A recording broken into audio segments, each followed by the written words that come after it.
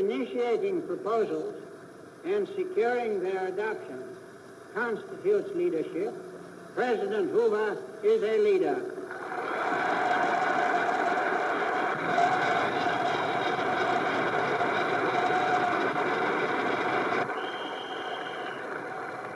And if saving the country from one impending disaster after another provides any basis for gratitude, President Hoover is entitled to gratitude.